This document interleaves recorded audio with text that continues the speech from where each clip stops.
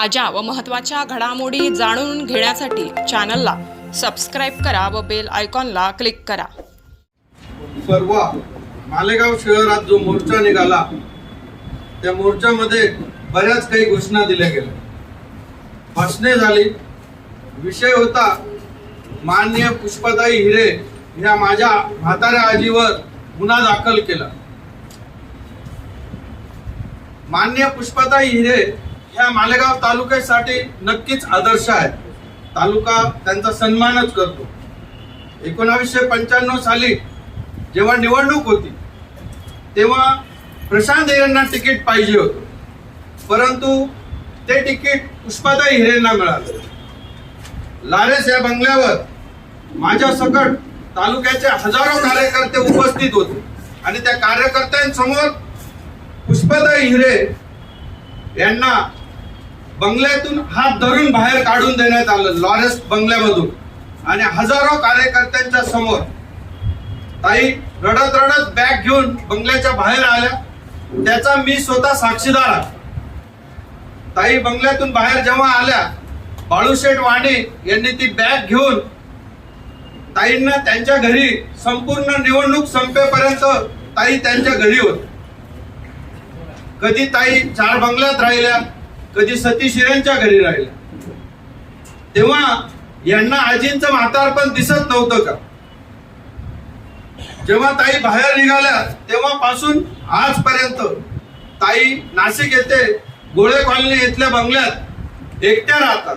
त्या दिवसापासून तर आजपर्यंत यांच्या लारेस या बंगल्यावर ताई कधी गेल्या नाही आणि यांनी आजी आणि नातवाचं किंवा आई आणि मुलाचं हे नातं कधीच यांनी समोर आणलं नाही। ताई या तालुक्याच्या आदर्श आहेत। ताईंचा सन्मान तालुका करतोच, परंतु ताई या विश्वस्त असल्यामुळे ताईंचं नाव आलं आणि आजवा हिरे खोटी सहानुभूती घेण्यासाठी ताईंचं नाव पुढे करतात। परंतु जनतेला सर्व माहिती आहे, मालेगाव तालुक्यातले हजारो कार्यकर्ते, इथे काही ज्येष्ठ पत्रकार पण असतील, यांनी जेव्हा हात धरून बाहेर काढलं तेव्हा ते पत्रकारांनी पाहिलेलं आहे, त्याला मी साक्षीदार आहे। तेव्हा यांच्यातल्याच काही कार्यकर्त्यांनी मुंडन केलं होतं। पुष्पाताई हिरेंना ज्या दिवशी बाहेर काढलं त्या दिवशी काही कार्यकर्त्यांनी मुंडन केलं होतं। त्याच्यापैकी शंकर कदम, प्रवीण पवार, गोरख कचरे, कैलासवासी बळीराम देवरे या कार्यकर्त्यांनी मुंडन केलं होतं। मुंडन आई जेव्हा घरातून बाहेर जाते तेव्हा मुंडन का केलं जातं या संदर्भात तुम्ही सर्वांनी तालुक्यावासियांनी त्यावेळी देखील विचार केला होता। आनंदसिंग ठोके आगारचा तो कार्यकर्ता देखील होता। दुसरं 32 केसेस आमच्यावर केल्यात असं भाषणात उल्लेख केला। 32 केसेस हे ह्या शेतकऱ्यांच्या मुलांनी केल्या। शेतकऱ्यांच्या मुलांनी त्यांच्या शेती विकून यांना 15-15, 20-20 लाख रुपये रोख दिलेले आहेत। यांनी ते 10-15 वर्ष पासून त्या शेतकऱ्यांच्या पोरांना वेठ बिगार म्हणून राबवतात। यांच्या निवडणुकीत त्या मुलांना राबवून घेतात आणि जेव्हा त्याची नोकरीची वेळ निघून गेली, त्यांचं वय 40 वर्ष झालं, ते जेव्हा पैसे मागायला गेले, आता म्हणतात की माझ्यावर आमच्या कुटुंबियांवर 32 गुन्हे दाखल केले। ही सुरुवात आहे। या तालुक्यातल्या यांचे जे दलाल आहेत हे आणि यांचे दलाल गावोगावी यांचे दलाल उपलब्ध आहेत। यांचे दलाल पैसे गोळा करतात आणि तालुक्यातल्या हजारो लोकांचे, हजारो तरुणांचं यांनी आयुष्य खराब केलेलं आहे। त्या तरुणांनी तरुणांचे पैसे गोळा केलेले आहेत। आज ना उद्या ते शेकडोच्या संख्येने यांच्यावर गुन्हे दाखल होतील। आज फक्त 32च गुन्हे दाखल झालेले आहेत। जेव्हा हे सगळे तरुण पैसे मागायला येतील तेव्हा यांच्यावर प्रचंड प्रमाणात गुन्हे दाखल होतील। मी तर एक असं ऐकलं होतं, रात्रीची बैठक बसते, त्या बैठकीत जर काही कमी पडलं तर यांचे जे दलाल आहेत लगेच एखाद्या तरुणाला पकडून आणतात, त्याला नोकरीचा आमिष देतात आणि त्या बैठकीची व्यवस्था त्या तरुणाच्या नोकरीच्या पैशातून करतात। हे असे संस्था चालक यांच्यावर असेच गुन्हे आमच्या शेतकऱ्यांची पोरं यांच्यावर गुन्हे नक्कीच दाखल करतील। पुढील मुद्दा निळकंठ। आज जमलेल्या सगळ्या पत्रकार बांधवांना नमस्कार। ही एक मोठी संघर्षाची लढाई 20 वर्षापूर्वी सुरू झाली पाहिजे होती, पण साहेबांकडे पद प्रतिष्ठा असून पण साहेबांनी कधी त्या संस्थेत हात घातला नाही. एनडीसीसी बँकेचा एक घोटाळा, त्याच्याविषयी मी चर्चा करणार आहे. एनडीसीसी बँकेमध्ये हे चेअरमन असताना जी भरती केली गेली, त्या भरतीमध्ये अनेक शेतकऱ्यांच्या पोरांना नोकरी देतोय, आम्ही टाकून पैसे घेण्यात आले आणि त्याच्यापैकी 70% पोरं आज घरी बसले आहेत आणि 30% ज्यांना नोकऱ्या मिळाल्या ते साईड टेबलवर बसलेले आहेत. मुलगा एनडीसीसी बँकेचा चेअरमन, आई रेणुका सूतगिरणीची चेअरमन, व्यंकटेश बँकेवर सर्व डायरेक्टर यांचे, हे सगळं आपल्याला माहिती आहे. आणि हे सगळं होत असताना एनडीसीसी बँकेतनं 7.5 कोटी रुपये टप्प्याटप्प्याने, पहिले 1 कोटी, नंतर 1.5 कोटी, नंतर 2.5 कोटीचे 2 टप्पे, असे 7.5 कोटी रुपये कर्ज रेणुका सूतगिरणीवरच्या नावे काढण्यात आलं. त्या कर्जाची आजची मूळ रक्कम 32 कोटी रुपये व्याजासकट होते आणि ते 7.5 कोटी व्यंकटेश बँकेच्या माध्यमातून रेणुका सूतगिरणीच्या एकाही कामासाठी न वापरता एका विशिष्ट संस्थेसाठी राजस्थानला पाठवण्यात आले. हे प्रकरण मनी लॉन्ड्रिंग मध्ये होतं. मला एक सांगा, सर्वसाधारण कुटुंबातल्या शेतकऱ्याच्या पोराने कर्ज काढलं तर एनडीसी बँक ट्रॅक्टर विकते, शेती विकायला लावते, लिलाव काढते आणि त्याच्यातनं त्याचं कर्ज वसुली केली जाते. मग यांनी तर सरळ सरळ मनी लॉन्ड्रिंग केली आहे. मग यांच्यावर गुन्हा दाखल झाला, तिथे वाईट काय झालं? लोकशाही आहे. लोकशाहीमध्ये राजा पण आणि रंग पण एका समान धाग्यात बांधला जातो, एका समान कायद्यात बांधला जातो. केला असेल गुन्हा त्यांच्यावर दाखल, होऊ दे त्याची चौकशी, होऊ दे ना दूध का दूध पाणी का पाणी. एनडीसी बँकेसमोर हे जे सहानुभूती घेत आहेत, पुष्पाताई आमच्या आजी आहेत, ते आमच्या आदरणीय आहेत. कर्मवीर भाऊसाहेब हिरेंच्या आम्ही पलतो आहोत, ते आमचे पण आदरणीय आहेत. पण कर्मवीर भाऊसाहेब हिरेंच्या पुतळ्यात अपहार कोणी केला, या प्रश्नाचं उत्तर त्यांच्याकडे आहे का? म्हणजे गिरनार सहकारी साखर कारखान्यावर 25 फुटाचा पुतळा कर्मवीरांचा आहे आणि एनडीसी बँकेला नाशिकला जा, ज्यांनी ती एनडीसी बँक आपल्या रक्ताने ओढली, त्या माणसाचा एक 3 फुटाचा पुतळा आपण बसवला आणि किती 75 लाख रुपये काढले. हे कोणाच्या कार्यकाळात निघाले? हाही प्रश्न माझा सर्वसामान्य नागरिक म्हणून आणि एक शिवसैनिक म्हणून त्यांना आहे. महात्मा गांधी विद्या मंदिर सगळ्यांनी सांगितलं की राजकीय अड्डा झालाय. खरंच राजकीय अड्डा झालाय. 2 ऑक्टोबर महात्मा गांधींची जयंती असते आणि त्या जयंतीच्या दिवशी महात्मा गांधी विद्या मंदिरची सभासदांची एक जनरल मीटिंग घेतली जायची. 25 वर्षापासून ती मीटिंग घेतली का आपण? 25 वर्षापासून यांनी ती मीटिंग घेतली नाही. यांचे सर्व विश्वस्त आणि जे काही मोजके सभासद ठेवले आहेत त्यांच्या खोट्या नाट्या सह्या करून खोट्या नाट्या पोचडी हे जनतेसमोर त्या खोट्या नाट्या का असे ना त्या जनतेसमोर आणा, त्या पण आणण्याचा प्रयत्न यांनी कधी केला नाही आणि कधी करणार पण नाही, कारण यांना त्याच्यात भ्रष्टाचार करायचा आहे. यांच्या घरातले लोक डॉक्टरेट पदवी घेतात, डॉक्टरेट होण्यासाठी 5-5 वर्ष अभ्यास करावा लागतात. यांना कधी तुम्ही आम्ही अभ्यास करताना बघितलो? आताच प्रमोद भाऊंनी सांगितलं की विश्वस्त यांच्या घरातले 5 लोक आहेत: अद्वै हिरे, अपूर्व हिरे, संपदा हिरे, अपूर्व हिरेंच्या पत्नी आणि राजेशजी शिंदे. हे सगळे लोक यांच्या संस्थेतल्या काही कॉलेजमधनं पगार घेतात. त्या पगाराचं विवरण मी तुम्हाला वाचून दाखवतोय आणि हे पुणे युनिव्हर्सिटीचं विवरण आहे. म्हणजे विश्वस्त संस्थेत हेच, यांच्याच कॉलेजमध्ये नोकरीला हेच आणि पगार किती आहेत तेही एकदा ऐका. म्हणजे आपल्या लक्षात येईल की किती मोठा भ्रष्टाचार पगाराच्या माध्यमातून ही लोक करतायत.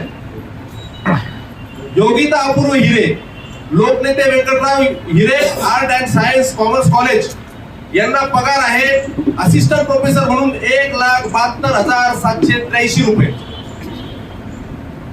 आदरणीय अद्वै प्रशांत हिरे, जे जास्त बोलतात, ते आहेत Karmaveer Bhausaheb Hiray institute of management and research सेंटरचे असिस्टंट प्रोफेसर आहेत. हे पण यांना पगार आहे 1,57,136 रुपये.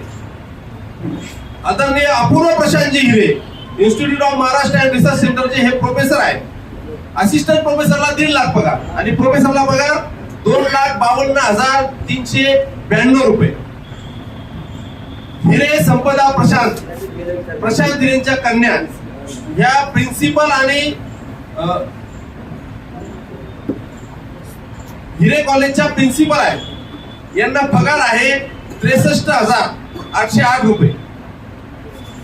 शिंदे राजेश शशिकांत हे Mahatma Gandhi Vidya Mandir, Maharaja Sayajirao Gaikwad arts and commerce कॉलेजचे रजिस्ट्रार आहेत. यांना पगार आहे 1,05,454 रुपये. मित्रांनो, सगळ्यांना सरासरी पगार 2 लाखाच्या पुढे आहे.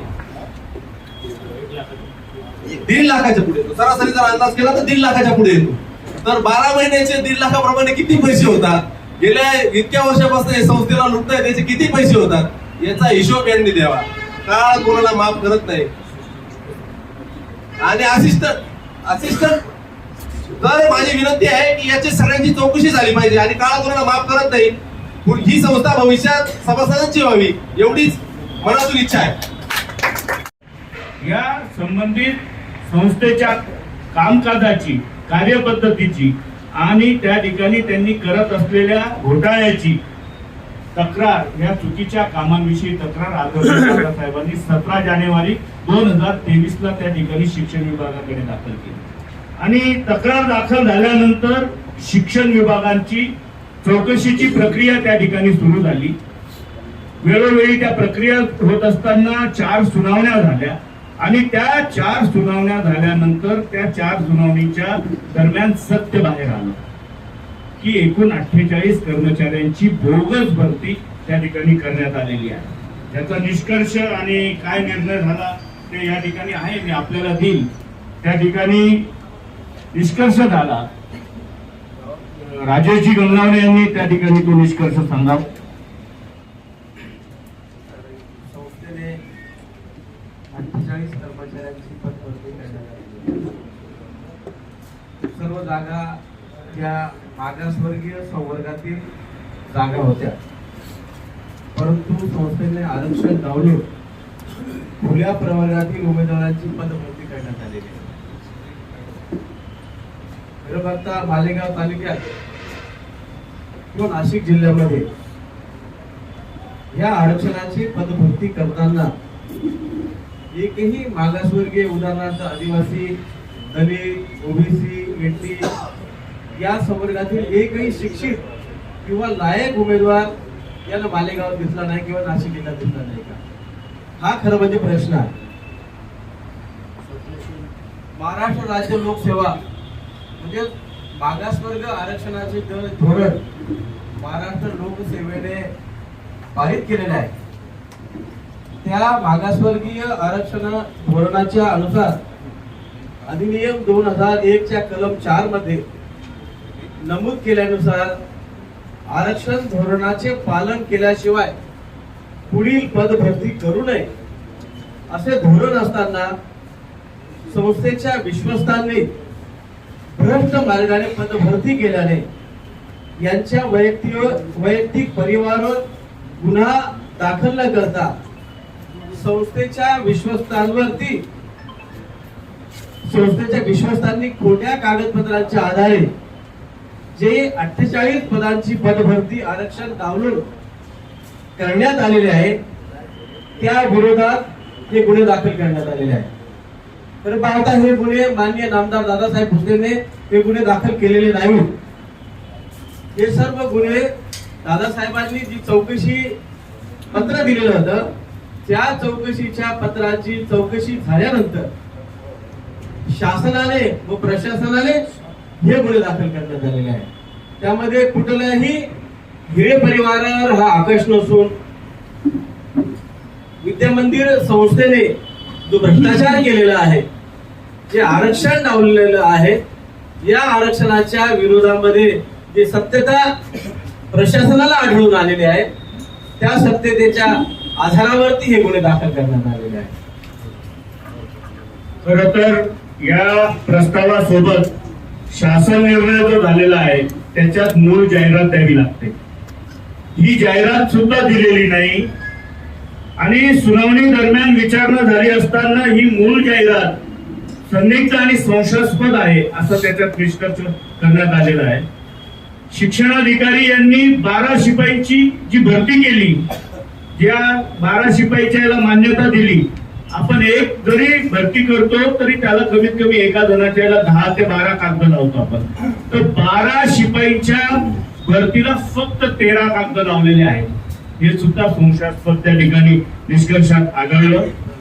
त्यानंतर शासनाच्या अधिनियमाप्रमाणे ज्या तरतुदी नियुक्तीसाठी लागतात, विहित भरती प्रक्रियेचा जो अवलंब करावा लागतो तो केलेला नाही. सदर नियुक्ती पडताळणी केली असता बॅकडेटेड असल्याचं निदर्शनास आलं आहे. म्हणजे 2010-11ला 10-11चा जो कालावधी होता त्या कालावधीमध्ये त्यांना घेतलेला आणि मान्यता 2020 मध्ये दिली. म्हणजे या संस्थेच्या विश्वस्तांनी काय केलं, साधारणतः एक कर्मचाऱ्याचा 10 वर्षाचा वेतन पगार त्या ठिकाणी हडप केलेला आहे. असा कोट्यावधी रुपये या सर्वांच्या हडप करण्याचं काम यांनी केलं. त्याच्यासोबत याचिका क्रमांक 10,133 प्रमाणे माननीय उच्च न्यायालयाने दिलेल्या निर्णयानुसार हा सगळा निष्कर्ष असा निघतो की फ्रॉड, सप्रेशन, मिसरिप्रेझेंटेशन म्हणजे याचा अर्थ असा होतो की चुकीचं वर्णन दाखवून दडपशाही करून एक प्रकारे ही शासनाची फसवणूक केलेली आहे. आणि म्हणून शासनाने निर्णय दिला आणि त्याच्यात सगळ्यात महत्वाचा भाग की खालून जी टिप्पणी जाते त्या कार्यालयातून त्या टिप्पणीमध्ये लिपिकाने स्वतः सांगितलं की अमुक अमुक मुद्दे हे सर्व जे आहेत 4, 5, 6 यानुसार हे सगळे नकारात्मक आहेत. आणि हे नकारात्मक असताना सुद्धा तत्कालीन शिक्षणाधिकारी प्रवीण पाटील यांनी या सगळ्या गोष्टीला मान्यता दिली. कारण प्रत्येकाकडनं त्यांनी 5-5 लाख रुपये संस्थेवाल्यांनी त्यांना दिले आणि वरून स्वतःचे 4 माणसं प्रवीण पाटीलचे लावले म्हणून यांनी मान्यता दिली. आणि अशा याच्यामुळे निर्णय दिलेला आहे शासनाने. ही पहिलीच केस आहे शासनाची की शिक्षण विभाग आपल्या स्वतःच्या शिक्षण अधिकाऱ्यावर गुन्हा दाखल करतोय. आणि म्हणून तत्कालीन शिक्षण अधिकारी प्रवीण पाटील हे या सर्व गोष्टीला जबाबदार असल्याने त्यांच्या विरुद्ध महाराष्ट्र नागरी सेवा शिस्त व अपील नियम भंग 1979 शिस्तभंगाविषयी कारवाई प्रस्तावित करण्यात येत आहे. आणि तसंच दुसरा विषय, दोषी संस्था व कर्मचारी यांनी शिक्षणाधिकारी कार्यालयाची फसवणूक केली आहे. त्यामुळे या दोषी संस्थेवरही कारवाई करण्यात येत आहे. आणि म्हणून शिक्षण विभागाने या ठिकाणी गुन्हा दाखल केलेला आहे.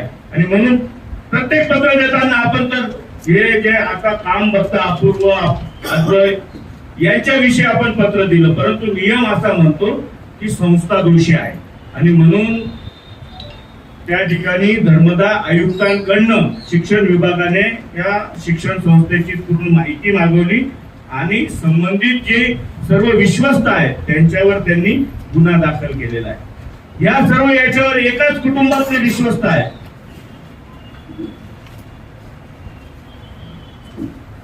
हे बघा,